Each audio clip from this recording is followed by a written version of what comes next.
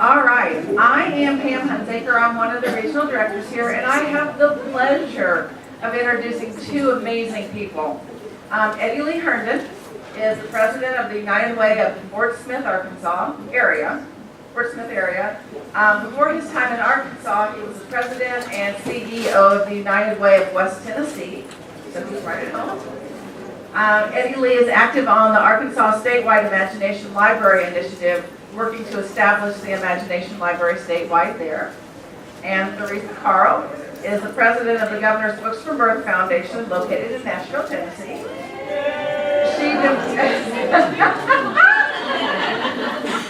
She develops strategies to sustain and strengthen the Tennessee statewide Imagination Library program. Sit back, get ready to learn from two really dynamic people who will give you great ideas to build sustainability for your Imagination Library program. Eddie Lee, take it away.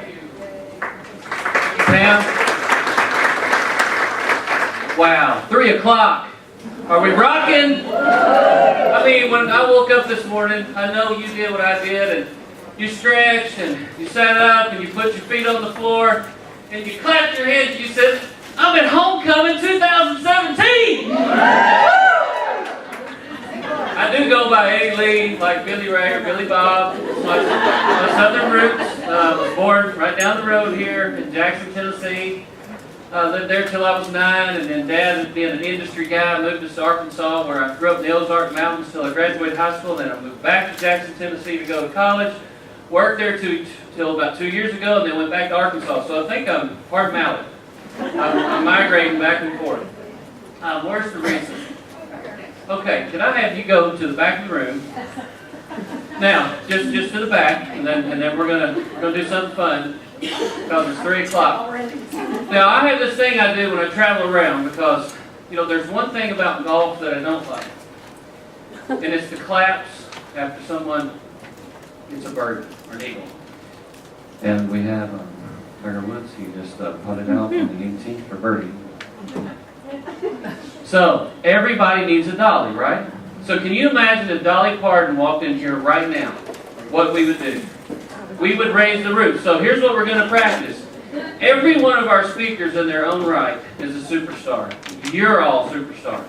So I'm going to introduce Theresa Carl, and she's our Dolly, and we're going to raise the roof so loud that everybody in the hotel is going to go, what's going on down there?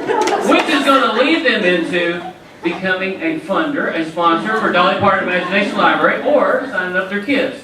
So here's our Dolly, Miss Theresa Carl.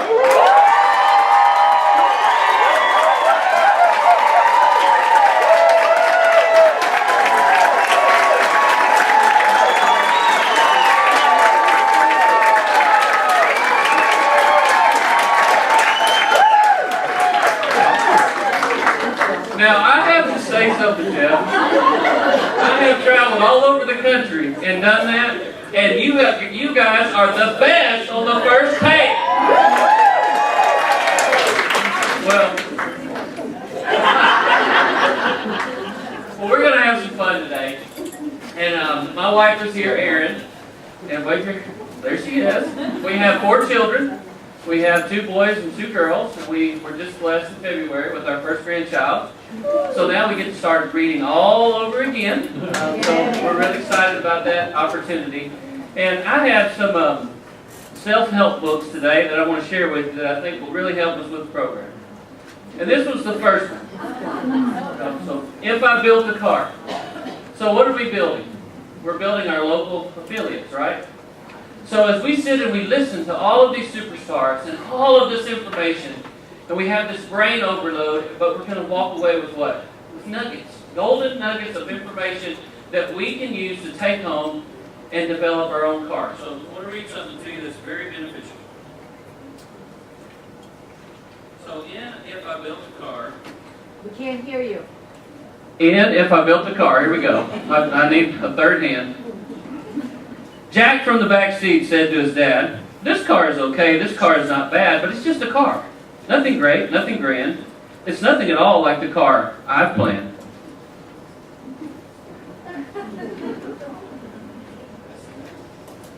One of my former mayors right here. He's read some books. I'll work through the night to create a design, constantly analyze, tweak, and refine. I'll study jet rockets and look at old planes, contemplate buses and zeppelins and trains.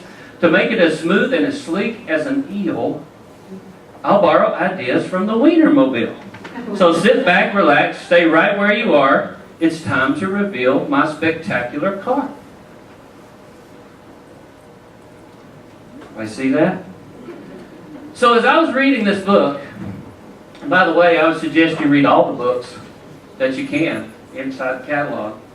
There's so much of it that relates, and so you're all trying to go back and build what? A sustainable Dolly Parton Imagination Library affiliate right there in your hometown.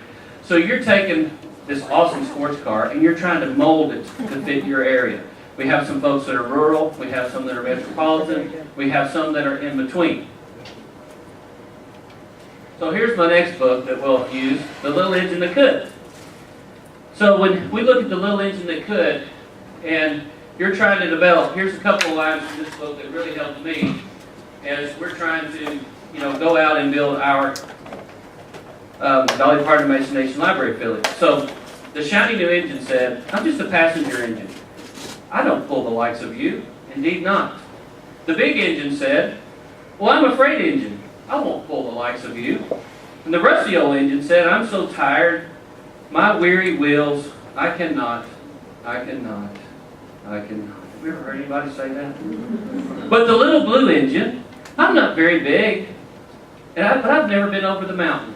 But the little blue engine looked up and saw the tears of the Dolly's eyes, and she thought about all the good little girls and boys on the other side of the mountain who could not have any of the toys or good food unless she helped. And she said what? And then after she did, she said what? Okay, so if we have that mentality going into our programs, what can we do? I think I can. And then I thought I could. So who's the most important part of your Dolly Parton Imagination Library? You are. So I want you to think about this for a second. I'm not speaking to you today. I want to speak through you. And who's my timekeeper, Jeff? We're going to be here till like 7:30 and catch the train. Okay. Okay. So somebody flash me when I got 5 minutes. Not flash me. Somebody do like 5 minutes. Okay. Yeah. Well, that was a slip. So I'm going to speak to you, or not to you, but through you. So you can take this back. Remember, as a kid, you get a pebble and you throw it in the pond, and it hits the pond, what goes out? Ripples. Ripples. So you're these pebbles in the pond. So what's the first thing? Belief in yourself. God created us all with a special talent. There's some people that can stand up here and speak. There's other people that have to handle the back office. There's some people that can fundraise. There's some people that can sign up children. There's some people that can be community organizers or work with the media or write press releases. You get the point, don't you? But everybody has a unique ability. Everybody has a talent that's so important. In pulling these together. But you are the most important piece. What's another important piece of leadership? Enthusiasm. Can you guys tell just today from my energy that I love what I do? I love it. I believe it from the tips of my toes to the top of my head. And I feel it. And so when I go in a room and I talk to somebody, I don't try to pounce on them, but I want them to feel my belief system, my enthusiasm, not just excitement. So what is there to be enthused about this program as you go home? Children. Do we love our children? Yes. Do we love reading to children? Yes. Do we love that, I call it lap time? Do we love that cuddle time? Oh, my little 3-month-old, he can't focus right now. I'm like, look at the book. I'm like, look at the train. Doesn't it feel good? The future. And by the way, we hear all this fundraising stuff. You know who's going to be our best donors? All of these children that have received these books. Why? Because in fundraising, what do we teach? We teach forming a connection. And we form a connection while we're building to what? Capacity to give.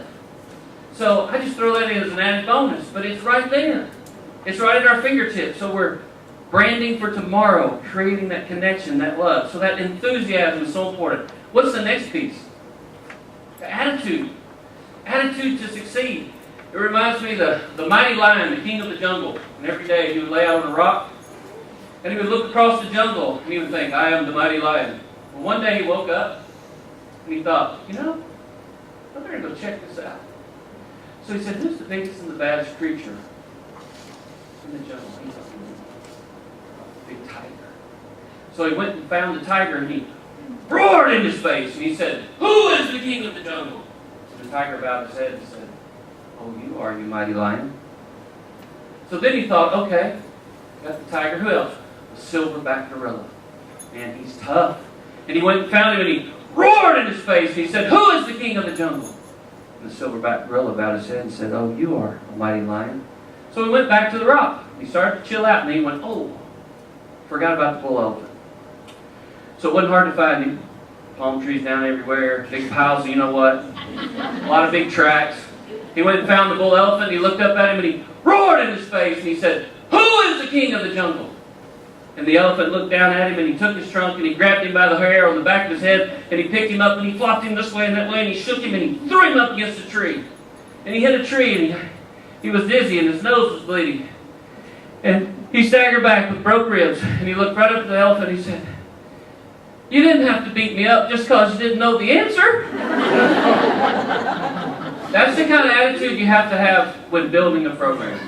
How many of you have, and it's okay, this is a self-help group. I already said my name is Eddie Lee, right? How many of you have been out there and you were told no and you got a little frustrated? How many of you got that just burning excitement when you got the keys to the DPIL and you went out there and signed everybody up and you went, uh-oh. You looked at the budget sheet, right? And then Pam called you and said, how much you got in the bank? Well, guys, it's that attitude to push through. So that enthusiasm. Here's the next thing. Are you the type of leader that other people would want to follow? This is big. This is huge. Are you the type of leader that other people would want to follow? Okay, so guys, as you look at this piece of it, and you look at integrity, trustworthiness, honesty, do you have that charisma? Are you straightforward? So when you meet with somebody, and by the way, Teresa's going to talk about this some, but when you build your team, you need those types of people surrounding you as you move forward.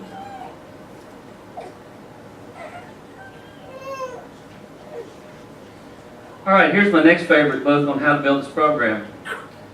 All of Baby Nose and Toes. So when you want to go home and you get ready to build your DPIL, you need to get this book out. And you need to think about all of the pieces to the program.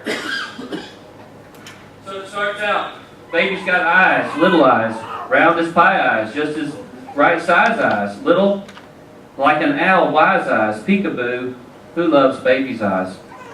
You guys have read this book. Well, guys, when I think about all the baby nose and toes, here's something that's really important. You have to study because enthusiasm is great. Excitement and belief and that passion is great. But I think one of our speakers talked earlier about sometimes we just feel entitled that this program's great. Why aren't they giving? Right? Well, we have to have some substance, and there's certain people, especially when you get to the 30,000 foot level for major gifts, you have to know the inputs and the outputs. So you have to know what you're going to do, how you're going to do it, how you're going to measure it, and what just happened. That's Sadie Lee country terms. Put that on your little outcome sheets. So you need to know the sign-up process. You need to know all about the books. Know your books. It's really important, guys, because you may have somebody ask you, well, what about 0 to 5? I didn't know a baby could even be read to at 0. You know. Well, we talk about what? Reading to children in the womb. I have driven so many pregnant ladies crazy by talking to the baby. Now, I don't suggest doing that to strangers. I mean, don't go up and say, how you doing? Unless it's your daughter or your wife, okay? But that interaction, I promise you, all the babies in my life, the moment they're born, they know my voice. They know me, because I'm loud, and I shake them up. The mission. What's Dolly's mission? What's her why? What's her story? What's her history? Remember, I'm not talking to you, but through you. How many people aren't here today that you wish you could go home and could hook up some cables to your ears and cables to their ears and go, and they now would get everything that you just learned, right? But they don't. So you have to tell the story. Early childhood learning, maternal nurturing, paternal nurturing. Guys, that's just that lap time, that time with the child. I sell that as much as I can in addition to the reading piece, because I cannot tell you how many parents, when I'm out there, will come up to me and say, well, thanks a lot. I'm like, what? Well, when I get those books in the mail, it's mommy, mommy, mommy, mommy, mommy, mommy, mommy, mommy, mommy, mommy. I got a book. I know, baby, but we're trying to get ready for church. Mommy, mommy, mommy, mommy. Have y'all ever heard that? Daddy, daddy. It's that interaction time. It's that craving. And they're craving that time with you, and you need to share that. That's an important piece of Dolly's mission. Did you know if a baby's body grew at the same rate as its brain, how much would it weigh after 1 month? 170 pounds. Okay, so a baby, by the time it's born, all this little stuff going on, these neurons and synapses, and it's growing. If its body grew at the same rate, it would weigh 170 pounds. Guys, when I tell that to people, they just like, what? Have you ever seen a dog when you blow a whistle, they go, it's true. That was my expression the first time I heard that from a very smart lady in Arkansas. Pam told her. So learning all this stuff as much as you can. I heard somebody talk earlier about mentorship. So I heard somebody ask a question about small affiliates, large affiliates, peer groups. Guys, this is where you get this done. Network in the hallways. Talk. Spend time. Now, where are you from? How large is your group? How many children do you have? Now, what do you do? Some of the best things I've ever been picked up at conventions, whether it's a coaching convention, I have an athletic background, but whether it's fundraising, whether it's in business, it's been in the hallways. It's been at lunch. It's been at dinner. Network, swap cards, get phone numbers, gum wrappers, write it down. Learn from somebody. I have mentors in several different areas of my life. And several, whether it's a spiritual mentor, whether it's a business mentor, whether it's a mentor with relationships, an older person that's walked through some valleys that I hadn't got to yet, that I can lean on them. So same thing with DPIL. Find that person. Find that person that fits you, that has that integrity, that honesty, that panache, and align with them. And don't be afraid to ask. Don't be afraid to say, hey, here's what I'm dealing with my program, or here's where I want to go. How would you suggest getting there? How did you get there? And here's another thing. When you're sitting down with somebody and they ask you a question that you don't know, teach your people this. That's a great question. I don't know the answer to that right now, but I can sure get you an answer. Because I've seen so many people, and I've raised my hand when I was younger, I wanted to not be stumped. Don't stump the teacher. I wanted to know everything. And I learned from teaching at the college level real quick. That's a great question. Now let me get you an answer. Because these kids are smart. Your constituents are smart. All right, then we're going to advance. We're getting really complicated now. Jake at gymnastics. Guys, Jake at gymnastics, he's going to get ready. He's going to stretch. He's going to go with his friends. He's going to start tumbling. And there's another book I really like called 10 Apples Up on Top. Have I ever read that one? The Bernstein Bears. Boy, that life gets really crazy, doesn't it? Well, Jake at gymnastics. So here we go with our program. Guys, one of the things that I like to do is I like to visualize. I'm a very visual person. So you're going to get all this information. You're going to take all these notes, and I'm going to suggest you go home and you create an office in your home or where your place of work. And I'm going to suggest that you get whiteboards. You can go to Lowe's or Home Depot and you can just get the big sheets of white paneling. They work just fine. Use an expo marker, one that'll dry erase marker, and I'm going to put my plan together and write everything down. One of my board members is here. Matt Pitch, raise your hand. Matt is also our House Majority Leader from Arkansas, and he's on my whiteboard in my office right now. There's a large company that we're going to talk to about fundraising. It's Walther Arms, Umarex. They're a manufacturer of firearms. Matt knows their CEO. I don't. I've met him, but I don't really know him. But Matt knows him real well. So Matt's on my planning board.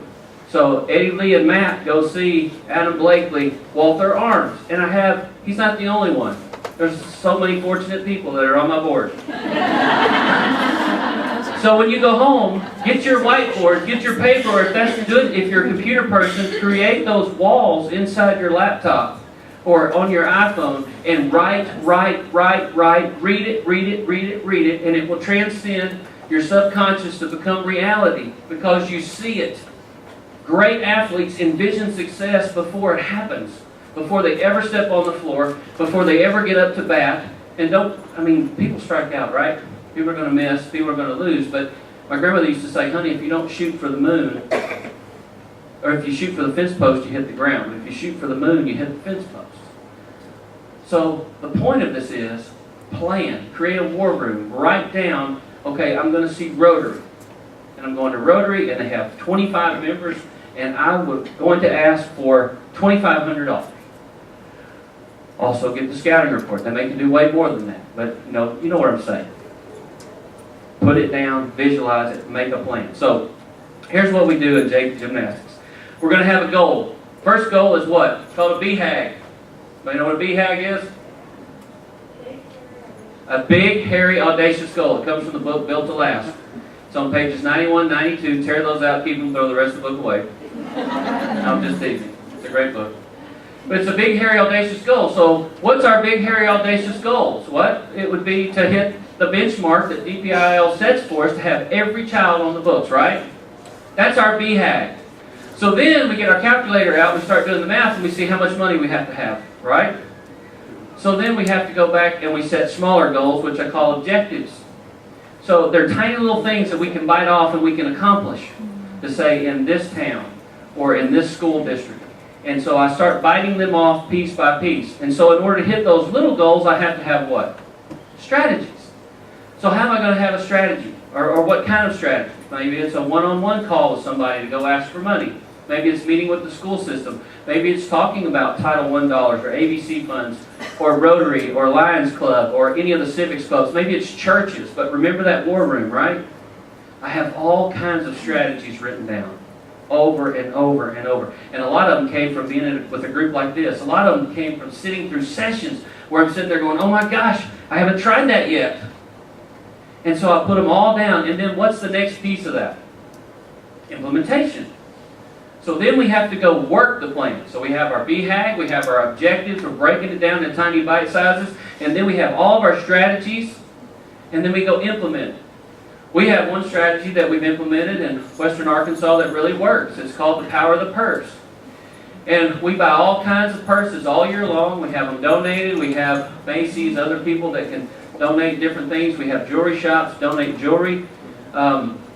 We also have an alcohol packaging company there, which I know that's kind of risky, but they give all kinds of stuff, and the ladies put it in the fancy purses, so it's kind of mystery things in the purses, whether it's jewelry in a purse, or whether it's Kahlua in a purse, or whatever it is, and they come to this huge luncheon, and we have a speaker, and so we have sponsors for the tables and the events, and I'll have had the honor of the last 2 years.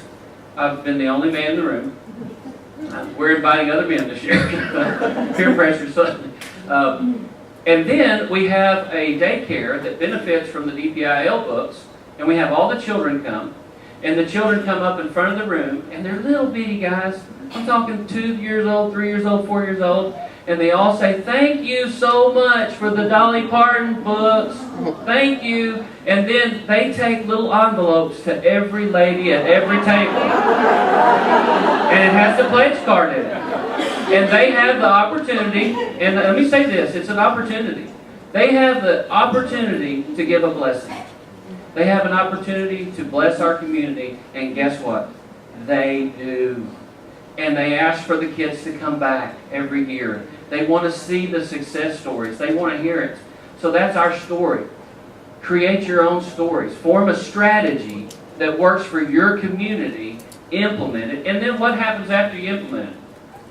You evaluate it. After every special event that I've hosted, and I learned this from a mentor of mine many years ago, immediately following the event, I sit down and I assess it. And I go around with my staff and key volunteers, and I say, Don, that power of the purse thing, what do you think about it? Now, Don really likes Michael Kors, and it's weird they even know that, right? But, you know, we go around the room and we look at what I call the Clint Eastwood, the good, the bad, and the ugly. And we do the Clint Eastwood on every event. We say, how can we make that better? And right down to the food. Was it warm? Was it hot? Was it good? Was it served on time? Did we have good service to refill the drinks? How were our constituents, our stakeholders treated? Did they enjoy the message? Did they like the kids? What was the air conditioner like? Evaluate, assess, put some science to it, and really make, because guys, it's going to be as great as you make it. Okay. Do something. I'm sure I do. Yep. Coming back on? Okay.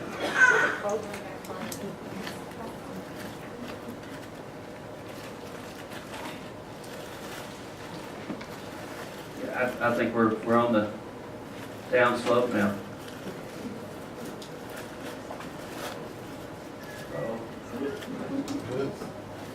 Is that bueno?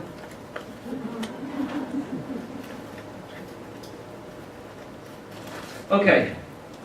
A couple of key things as I wrap up my piece of it and we get to the real nuts and bolts from Theresa.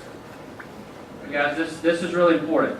Okay, so I'm going to use some choice language now. Okay, so we're all adults. Okay, so I want to tell you a story. When I was a child, it would snow in the south. The snow would be usually wet, heavy. And I would go out and you know, the snow usually on your car is the best snow in the south. You know, or on a rail. It's not on the ground, right? So I'd go and I'd pack this white snow into my hand, and it's so clean and crisp and pristine. And I'd start packing it and making my snowball, and it'd get bigger and bigger and bigger. And it'd get so big that I couldn't hold it. You guys remember that as a kid? And you're kind of like this. And you got that thing, and you just kind of ease it on the ground. You don't want it to break. Because you're just, man, wait till Mom and Dad see the snowman. So I was out there one day, and I got the snowball really big, and I started rolling that thing, and it's just getting bigger and bigger. And in the south, when you roll a snowball, what happens? It pulls the snow up off the ground, doesn't it? You northern folks just have never had that experience. Come on down. And so one day I was rolling the snowball around, and I rolled up a great big frozen, now here's the language. I rolled up a great big frozen dog turd on the side of my snowball. Oh my gosh, Sam, welcome. You guys can tell Sam the rest later, okay? So I rolled up this big frozen dog turd on the snowball, and I'm so upset. I'm just crushed. My snowman's ruined. And now my mother is the most precious Southern lady ever. She still talks like this. Hey guys, I'm so glad you're here at Dolly Parton Next Library. You call her on the phone today. Hey Mom, hey, how are you doing? Okay, that's my mom. So my sweet little precious mom comes out and she says, oh, look at your snowball. And listen, hold on a minute. And she got a stick and she just knocked it right off of there and she brushed it and she said, it's as good as new. So here's my point in selecting the right people. When you get started, you don't start choosing your team with a handful of snow and a dog turd. You start off with the best possible people you can have. The ones that if they call somebody and say, would you bake me an apple pie tomorrow, they don't even ask, they bake it. Sister so-and-so's in the hospital, they go see her. I need $1,000 for this, how about $1,500? You build your team with those people, and eventually it's going to get so big, unfortunately, you're going to get a dog turd. But you just knock them off, and you keep right on going. Now, not literally. Not literally.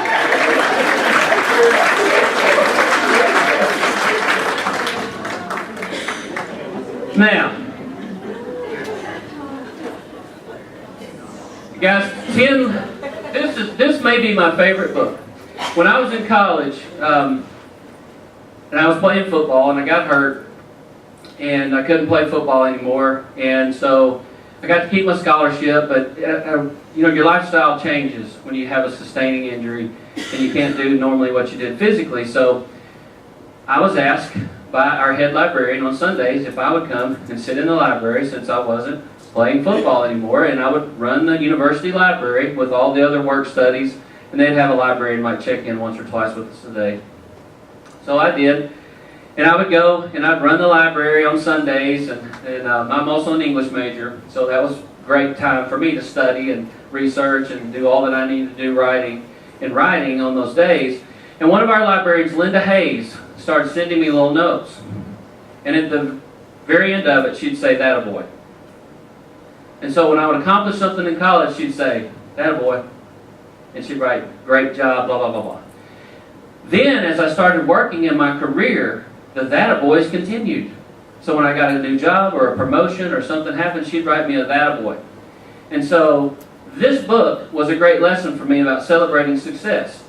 So when you go out and you begin your planning to take your affiliate from here to here, and you get in your war room, and you put down all of your goals, your objectives, and your strategies, and you listen to everything that's been told about the science behind early childhood learning, and the inputs, and the outcomes, and how we're going to do it, and what we did, and you're putting all of this together to create and craft your story to go build your program. Don't forget this. When something small happens with inside your team, send them a thank you letter. Send them a letter, and I like the cards. I mean, emails are fine, phone calls are even better, but the card is something that lasts, and I don't know what it is, but have you received a card before? Did you keep it? Did you keep your email? I have had some really nice ones that I printed out and stuck with the cards. They don't look as good. But the little cards are so special. Write a little card. If one of your team members goes out and collects $100, say, "Hey, Sally, great job. Thank you for helping our kids. Eddie Lee." If something big happens, and don't sign my name.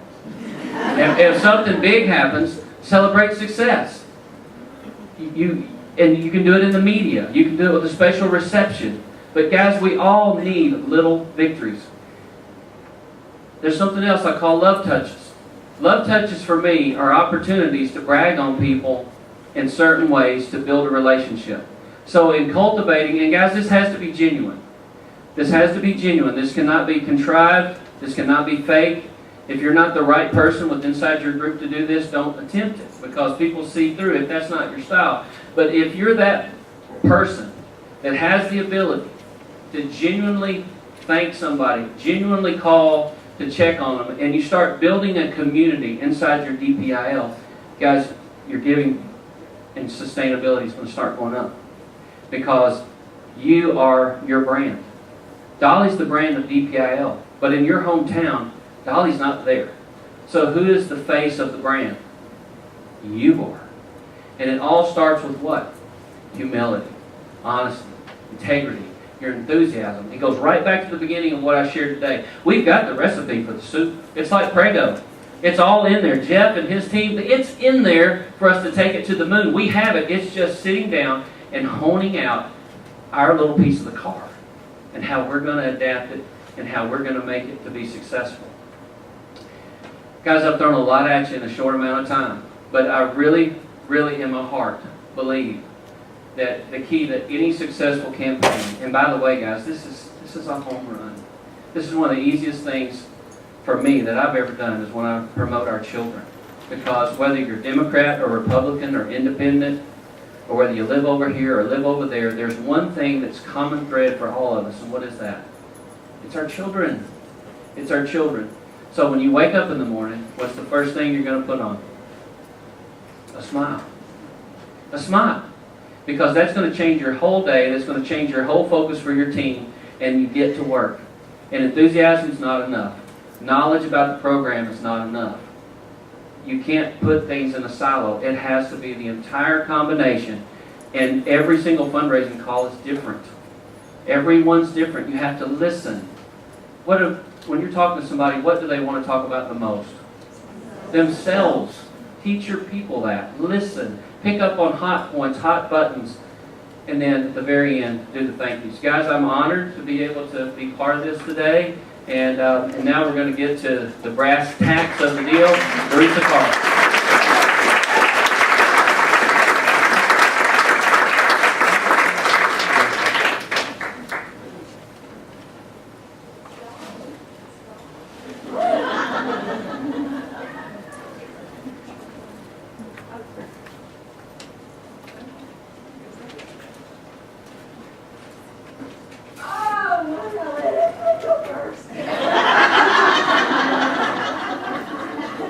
My name's Theresa Gale. Theresa Gale! Theresa Gale! Oh, Eddie Lee, that was wonderful. Really, there's nothing else you need to know. Is there anything else you need to know? Well, thank you for letting me come, and thank you for letting me come behind Eddie Lee. And so, this is a different animal, but yet it really isn't, because in Tennessee we are 95 of you, 95 counties, 95 spinning plates. But I will have some truisms that are nuggets that are very similar to the beautiful ones. And by the way, oh, it's just fantastic. And didn't we need that? Yeah. You're better than my preacher. Are you a preacher? We're all preachers, Mom. That's right. And women. And women. And women. All right. That's a King James word. That's right. Exactly. Okay. Most everybody in here in the Tennessee group is over here, so that this is the cheering section. Knows that in Tennessee we were so I'm going to do this really fast. In Tennessee in 2004, and Jeff was part of this a little bit later on. We were blessed to have a governor who got together with Dolly and said, "Okay, we're going to have an imagination library. It will be in all 95 countries." So it was formed in that way, and to facilitate that, the Governor's Books from Birth Foundation, which is a 501c3 public charity, not really a foundation, and a whole lot of gobbledygook words. I mean, we get books for birth and books for this and that, and Governor's this, and it's very difficult, but as Jeff knows, it's too hard to change it at this point. But what we do have, and what I think everybody here has to have, by the way, I'm going to try to be a little bit pragmatic.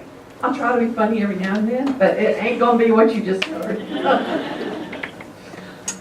We have a vision and a mission, and that is the very first thing that you've got to have. I think you have to have your elevator speech. You have to have what is it you're doing, to who has the need, and how are you meeting that need? And so we're promoting early literacy in Tennessee in the birth to age 5 category through Dolly Parton's Imagination Library. Because 43% of our children in Tennessee are not reading proficient in third grade. And I'm sure many of you have that same issue and you're working on that right now. Our vision is in Tennessee where all preschool children have books in their homes, develop a love of reading and learning, and begin school prepared to learn from kindergarten through their educational journey. So that's what we are and what we do. And this is just an infographic, and I won't spend much time on it, but we're three-legged stool is what we like to say. So, of course, we have the Imagination Library as the centerpiece, and you all know what Dolly Parton's Imagination Library does. And then the 95 local affiliates, who, by the way, are the rock stars. And there are a bunch of them in here. There would be no program, and I wouldn't have a job without every one of those people who are the grassroots, the glue, the strong connection that has kept this program going. We're in our 13th year. It is consistent. I say thank you, even though I've only been there 5 years. I'm happy for it. And besides the funding, the 5 of us, and that raise your hands, they're over here. Our little mighty team, we travel the entire state. We go to every county, and we meet people where their needs are. We do our best to do that, whether it's training and fundraising and marketing and social media and community engagement and parental engagement and anything else, any need that's there, volunteer board development, that's what we work on. In addition to asking for a grant from our state legislature every year that I go and defend in front of the Education Committee and the House Ways and Means Committee. And gratefully that's been passed so far. So that's how we're put together. So we are blessed because we can split the cost 50-50 in that regard. However, the other thing I'm going to tell you about is Governor's Books from Birth Foundation decided we needed to raise enrollment. 5 years ago when I came, and Jeff was right behind me, and Jeff did a tremendous job, or right in front of me, whichever way you want to look at it. He did a phenomenal job, but the census changed, and it will change fairly soon. So the number technically of eligible children changed, so the water level changed a little bit. So we were around 50-51%, and today we're 68% statewide of our children are enrolled in this program. Okay, so here's my idea. And that is sustainability, how to have your cake and eat it too, which I believe is possible. And that's a birthday cake from our 10th anniversary in 2014 from, I believe, Coffee County, I believe. there are ways to have your cake and eat it too if you do everything Eddie Lee said. So just hope you wrote that down. That's pretty much it. We'll talk about it. I think there are three things. I think we talked about them all day long, but I'm a really simple person. I'm going to be pragmatic. Mind the fundamentals, diversify your resources, and I'm talking about enrollment and fundraising, and tell your personal story, as Eddie Lee said. Tell the story of your community, the story of your culture, the story of the children, but your personal story. Now, everybody on this side of the room has already heard this story about 1 million times. But here's my personal story. Here's why I care about books. So I grew up in a little town in northwest Tennessee in Obion County, it's way up on the northwest corner, almost on the Mississippi River. And every year before school started, my mother would take us to the health department to get our vaccinations. And the health department at that time was this old building built during WPA. You all are too young to know what that means, but and it was freezing cold, and it was just, there was one metal desk right in the middle of the room, and chairs around the edge, and sitting at that desk was the nurse who managed that program. And she had on the white nurse's uniform and a starched white hat, and her name was Violet Crook. And when you walked in, you were overwhelmed, knocked down by the smell of rubbing alcohol. And my mother would always talk to us right before we went, and she would say, okay, if you go in and you don't raise a fuss and you get those shots, there will be a surprise. And so my sister and I would go, and then we'd sit down in the chairs, like breathing, practically drunk from the alcohol, and wait for our names to be called. Theresa, Gail, Cloyce, my maiden name. And so you get up and you go in the back room with Violet Crook, and she would pull out a syringe, and it was about this long. And she would pull. She would walk over to you and go, let me rub you down with alcohol. Jam it in your arm. Pull it out. And then we would go back out. And the surprise was, there was no Dairy Queen, there was no anything, but there was a library right across the street. So the surprise was that we could go and get as many books as we wanted to check out. That's where my love of books and reading started. So tell your story, and tell the story of the children you know, and let the children tell the story. Let the parents tell the story. Just like, golly, that fundraising idea. It's shameless, but it's so good. Oh, take that. That's exactly what I'm going to steal that too. That's exactly what you ought to do. So the fundamentals are, there are three main positions. Okay, this is 101, guys. But there are some people in this room, and I'm not going to insult anybody, who are beating their brains out. I just looked at one. I'm not going to look that way. Because they're trying to do it all themselves. You've got to have, as Eddie Lee said, the leadership of an aisle coordinator, a financial person, and a database person, and hopefully a committee of committed, passionate, excited, energetic people. Everything, do you remember the book, Everything I Know I Learned in Kindergarten? Okay. Everything we know, we learned by experience. And sometimes we failed, and sometimes we succeeded. And hopefully we succeeded more than we failed. But the real key to success is having people and a succession plan, because as he said and somebody else said earlier, we have other lives. Things happen. Things change. People can't do this forever. We have some people in Tennessee who've done it for 13 years. They might be in this room. They probably are in this room. But that, I can't tell you enough how important it is to have a database person who's willing to learn more about the book order system and download the child list into an Excel spreadsheet so that you can begin to build up a list of graduates, so you can take those graduates when they're 5 years old to the library and they can get their library cards. And then you can have a party with lunch and cookies, and you can celebrate it. And then, after they're out of the program, you can say to the parents, wouldn't you like to pay this forward? And there, again, I'm going to keep reading to you all day because she just said all the truths. There will be your body of sustainability moving forward. Okay, Diversify relationships, diversify resources. Okay, here's some of ours and probably some of yours. Tennessee Friends of the Library. Friends of the Libraries at every affiliate has a 501c3, just like you do, through whom they raise funds. Some of them are their own 501c3s. Okay, so Friends of Libraries and libraries themselves, corporate businesses. So we have grown Governor's Books from Birth statewide as a corporate entity, a body of counties, every month for 3 years except for one flat month. So Dean Hoskins keeps this beautiful colored chart, and it's gone like this. And we keep going, when are we going to get to the top of when are we going to top out? And we keep not topping out. And so every time we go back to the legislature and say, we might need a little more money, guess who else has to raise the 50% part of that? And they're sitting in this room looking at me like, yeah, thanks a lot.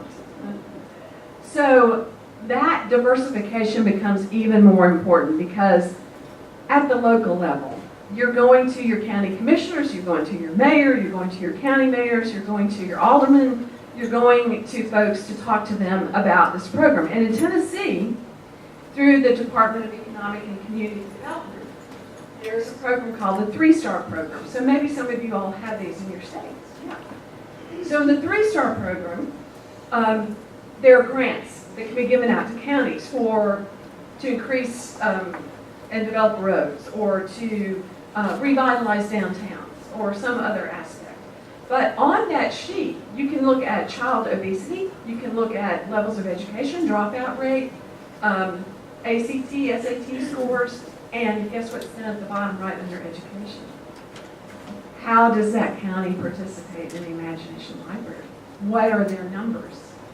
So that piece of it, in terms of education, is valued enough by our state and probably by yours that it factors into the amount of money that county will get to fund the projects and the programs that they're interested in.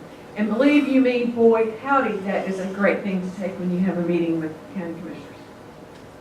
So moving on around state agencies, I want to talk about more specifically in a second. School districts, superintendents, pediatricians, the Tennessee Association of Pediatrics, and all of those provide that diversity so that, United Ways. So, I mean, huge. So that all your eggs are not in one basket. So here's just an example of what's going on that I like to think about the fact that at the statewide level, and this can happen at the local level, we decided to turn the key in the ignition to see what would happen. Because it is for the children, as you said, Eddie Lee. It's also extremely important that those babies get books. Newborn babies and families get books. Because of that brain development, because of everything that we know right now, we cannot wait. They are behind before preschool. They are behind before kindergarten. I'm singing to the choir again. So we went, and the Department of Health came to us, and they said, okay, we have a welcome baby program. And when every child is born, about 2 weeks after they're home from the hospital, they'll get a letter from the governor and first lady welcoming that baby to the world, to the state. And in that packet is a lot of great information. Safe sleep information, Dr. Joseph Hutton will talk about tomorrow. And other information, and a brochure to enroll in the Imagination Library. So that goes home, and as the wonderful mother with the baby back there knows, when you go home from the hospital and you have this big bag of stuff, you're not going, oh wait, where's that Imagination Library brochure? You need to fill that out. It's like, this baby, how do I change a diaper? They don't come with a manual, but that's one thing that's going on and has raised enrollment rates. Number two, someone mentioned WIC previously. The Department of Human Services is now enrolling children at their statewide offices. So when a family goes to sign up for SNAP or WIC benefits, those children are enrolled if they choose to opt in. So that way we're able to reach a area of the population we might have overlooked in one way or the other. Verizon is a corporate partner of ours, and they do a phenomenal amount of funding for us to ensure that every child who enters foster care is automatically enrolled in the Imagination Library. So that book follows the child as long as they're in foster care. Think about it. What other thing of importance, of value, a tangible something that belongs to me as a child in the foster care system that I can take with me wherever I go because it's mine. And some children, especially some children with adverse childhood experiences, come to that situation without very much at all. So that's something we're extremely grateful for. And then finally, and not of the least, our Department of Education has started a statewide campaign called Read to Be Ready. I think it was alluded to previously. And we are all part of Read to Be Ready. And the Read to Be Ready goal is that 75% of our children will be reading proficiently at the end of 3rd grade by the year 2025. Remember I told you that now 43% were reading proficiently. So that is the BHAG. And that's what we're all pulling in together. So that's where we go back to Janelle, that brilliant young man who was just here. That's what's called collective impact. Second, diversifying resources. Now, again, I just talked about enrollment. Now I'm talking about money and financials. This is our governor. He's in St. Thomas Health Birthing Hospital. We now have 12 birthing hospitals across the state of Tennessee. We go into those hospitals and they or their foundations or a funder connected with them are providing 50% of the cost of the little engine that could. We are providing, as we do, the other 50%. And we are handing that book to the new mom and dad when and only when they enroll their child, but before they are discharged from the hospital. So that I'm saying to you, this is something of value. This is a gift I want you to have, and I want you to go and enjoy this with your child. And this is an example of the 59 other books that will follow. And so from that, we developed a relationship at a very, very early point that we can build upon. That, for example, Brittany in Middle Tennessee can go and communicate with the nurses and the folks who are on the ground educating those new moms and dads, and help them as they begin to say, how do I engage around reading? How do I engage with this child at this age? Well, they can go to our website, governorsfoundation.org. They can click on a button that says, is your child 2 to 3 years old? All the books pop up, all the tips are right there, and resources. If they can't do that, we'll find other ways to connect with them. But that is catching children at 0, because we feel like that is absolutely critically important. I mentioned government partners, community partners. So we do have a grant that pays for, ostensibly, half the cost of the books. But we are on the state's funding system. So we will, in August, start working on, and in September, submit our budget request for fiscal year 19, which starts July 1st. Not this year, next year. So between now and then, the number of books changes and the cost changes, as you all know, because the books are slightly different depending on the age. So that depends on the age of the children being enrolled. The first book and the last book are more expensive. We are targeting babies, so those, and more children. So that's the little engine that could. So that's going to bump things up a little bit, but it's going to grasp those children to ensure that we're going all the way across the board. Okay, just to give you an idea, because you can do this in your community. Okay, not everybody has large corporate entities in their communities. A lot of people have Dollar Generals. Do you not? Okay, Walmart's, Dollar General, Delta Dental, Tennessee, Nissan, Blue Cross Blue Shield. These are, we do just like you've seen many other nonprofits, but we have circles of giving. These are private donors that we five go to, and most of those funds are passed through to counties. We don't take any skin off the top of that, but they're often given through our charity to fund, for example, Nissan, where they have manufacturing facilities, or Amazon, where they have distribution centers.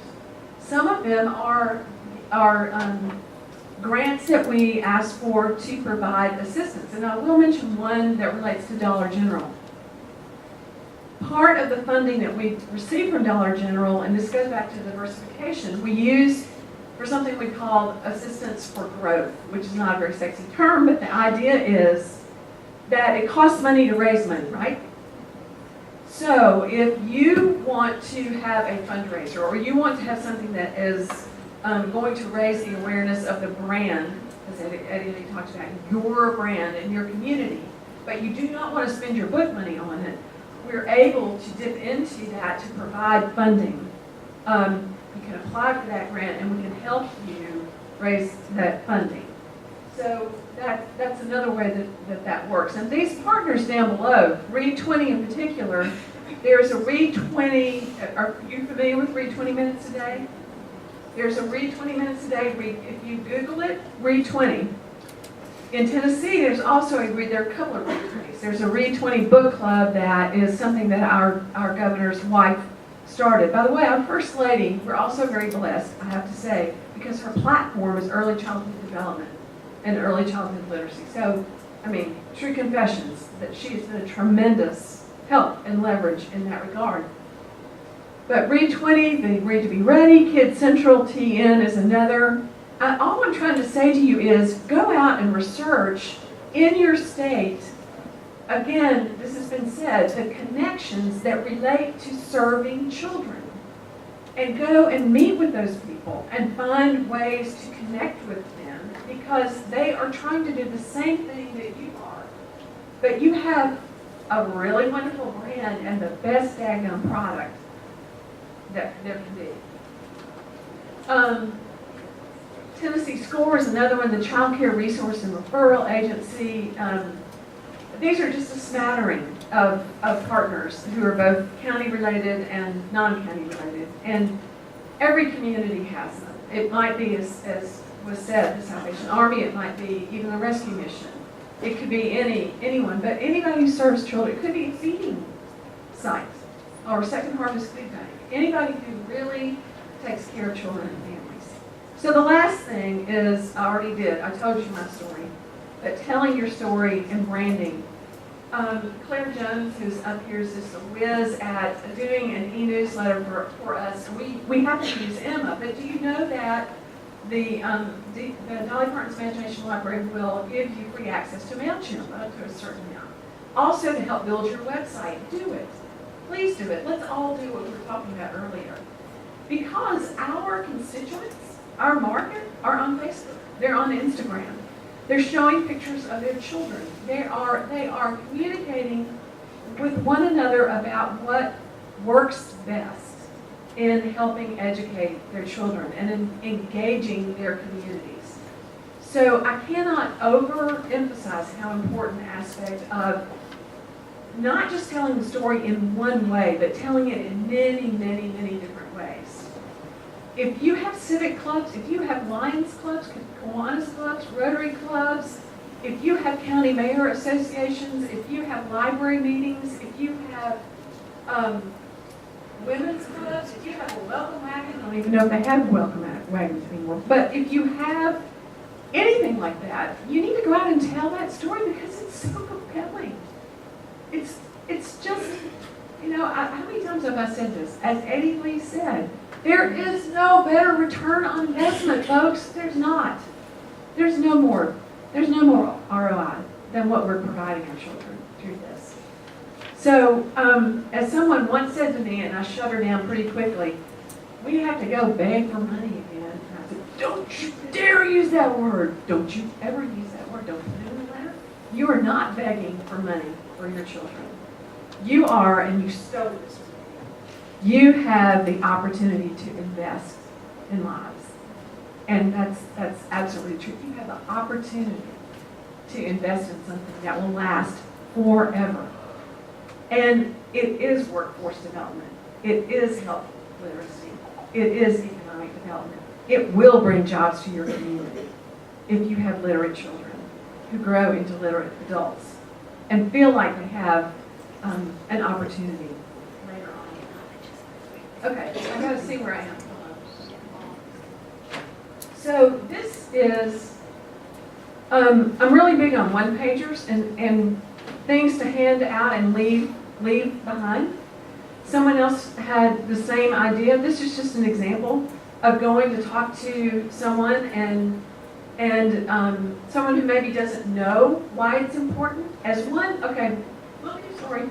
university professor once said to me, a university professor said to me, why are you giving books to children? Why are you giving books to babies? They'll just chew on them. Exactly. Yeah, that's part of the point. And the other thing he said was, so how does this change the ACT scores? Well, we haven't been around 13 years at that point, but that's not the point. That's great. But changing scores is not the point. Changing lives and connecting families together. A family and a community, during our 10th anniversary, we got a lot of feedback and a lot of wonderful quotes from folks. And a family and a community said to us, you know what? Our community's been through some hard times. We're sort of factory-based. We've had a manufacturing facility close. But the fact that our children get these books, we've come together to read them together, and it has had a healing impact on our community. It's had a healing impact. I found that very powerful. So this is an example of something you can do. Just we all know these things. Throw them up there and say, okay, let me talk to you about this. Let me just leave this with you. You want to know why this is important? Let me just leave this with you. It might help. And finally, we have, again, I mentioned our website, governorsfoundation.org. We did do a meta-analysis, which means you just gather all the research that's been done over this period of time in Tennessee. And these were the impacts that were pulled from the statistically significant, and let me tell you, statistically significant research studies that were done, as well as some that were more anecdotal, that pointed to early reading skills, book handling skills, socialization skills. I think Dean made the point to someone during a break who said, but we really want to get these, we really have pushback because people say, I don't want to sign up because, why are we paying for books for families who can afford the books? But the problem is that children have to come to school having read the same books. If I'm sitting in school and I'm a different color than you, or I live in a different part of town than you do, but I know Llama Llama's Red Pajamas and the teacher holds that up, then I'm going to look at you and go, I know that book. I can read that book. I can sit with that person and we can read that book together. And a bond forms that relates to socialization, which relates to success in education. And that is critically important. So school readiness, language development, all of those things, we put in our annual report, which we're building right now. And it can be digital. It doesn't have to be something you print. But again, to the point previously made, those sponsors, those donors, whether they're individual or they're corporate or foundation, need to be updated constantly. Danielle, I'm looking at you, have a fabulous newsletter. Knox County is a wonderful newsletter. She sends out tips and she tells what's going on. People need to know constantly what's happening with this program. This may be a video. I wanted to show you, somebody talked about videos and family engagement. We were able to do this video and we're using it. Actually, our sponsor is helping us put it on commercial television, but it's something that all of our folks here can use in helping parents understand how to read these books with their children. So I think that's what's going to happen. Let's see. Sam, tell me.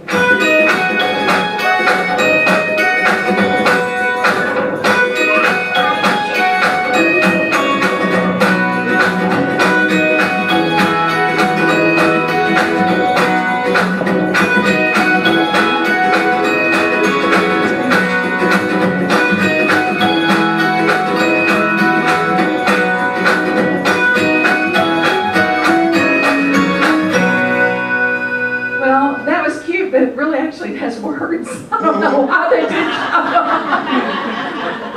Oh well, it woke you up anyway. There's just one thing, and we're going to close. You all have been so sweet to let me talk, and I hope there's some nuggets because we really do want to hear from you. But we all know Anna Dewdney passed away. Anna Dewdney, author of the Llama books. I can't remember where I got this, but I'm sure you can get it from the internet, and I've used it before, but it just, it really just tells the whole story. And she said, we are doing something that I believe is just as powerful as anything. And it is something that we are losing as a culture. By reading with a child, we are teaching that child to be human. When we open a book and share our voice and imagination with a child, that child learns to see the world through someone else's eyes. That child then learns to feel the world more deeply, become more aware of herself and others in a way that she simply cannot experience except in our labs or in our classrooms or in our reading circles. So thank you so much for what you do, and thank you for letting us speak here, especially so late in the day. I honor you all from the bottom of my heart.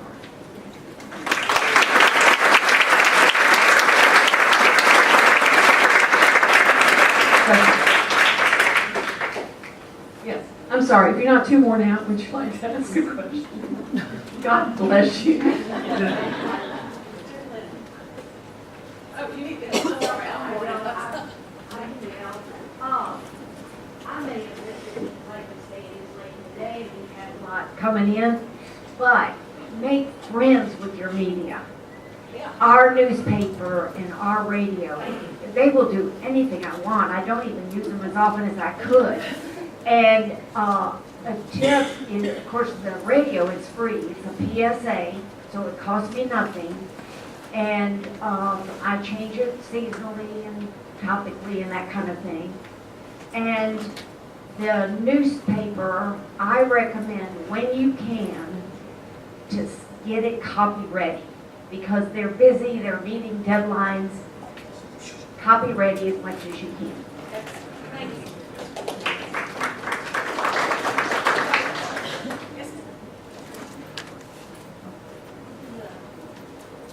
Very basic, practical question, but you mentioned the daycare children, the children from the daycare who benefited from the program. Yes. So how were they getting, each of them, the daycare center made sure that each of them was enrolled in the program and was receiving the books at home? All the children were. It wasn't that the daycare center was receiving the books at the daycare center. Okay. No, the parents come together, and can everybody hear me okay? So when they have the parent meetings and the parents come in, we give the brochures to all the parents of the daycares, and it's up to them to go back and sign up their children, but we highly encourage it. We highly encourage it because it's free and it's a wonderful program, and so that's not the only daycare that we use. We do that with as many as we can get to give them the resources to hand the brochures out to the parents, but the daycares are not enrolling. Yeah. Was it you were going to fire me or something? I just was curious. No. It's something I wondered about. Right. About a daycare center having those, and then someone had told us that some kindergarten classrooms are superintendents are having the books in kindergarten classrooms, so there's that home school connection, and so maybe they're purchasing them. You can purchase the display set. Okay, yeah. Yeah, that's a great idea. For them to purchase the resources to be able to provide the brochures to the kids is fantastic. Yes, ma'am? Just to follow up on that, we did work with one of our partners that works with daycares, one of our service partners. And what we wound up doing is had them, our partner, purchase the sample sets, provided them to the daycares to back up what was happening in the home. And in each box, we put the registration forms and asked them to send them home with the children and to push the program. And of course, these daycares were so, in-home daycares, not professional daycares. They were so thrilled to get these books that they were very helpful in registering children. We used our partners to give books to every Head Start in state pre-K and are now doing a project with the Department of Education with 200 non-public schools to train. Well, you have much bigger resources than us. We were doing in-home daycare. No, I think, no, I was lauding you. No, I didn't. I wish we could get to that. You will. That might be a way to answer this question, but is anybody working with homeless families, and since they don't have an address, but how to handle that through an agency? I worked at a early child care center, and we did with school. We just allowed the folks to come as long as they resided, or the school was in this particular zip code. The books came to the school, and we dispersed them to the families. The only complication is if they move, they leave the school. I'd like to comment on that as well. We have close to 400 families that are part of the public school system in our area that are homeless, and we work through parents as teachers, and we work through our local public school system to find the addresses, and they move around a lot, so it's a real challenge for us to find their addresses once they move. But parents as teachers and our school guidance counselors work very well with us to try to keep the children enrolled and follow the kids as they move with the books. So if you have a parents as teachers or a group like that at your school system. Other questions? Thoughts? Guys, you've been awesome today. This has been a great group. And please remember, everybody's a Dolly. So now no golf claps, okay? So the rest of the session, we want these people to know that we love the program because we do. You remember the Life cereal commercials? I don't want to eat it. You eat it? I don't want to eat it. Mike, he likes it. That's the best way to get somebody to like your program.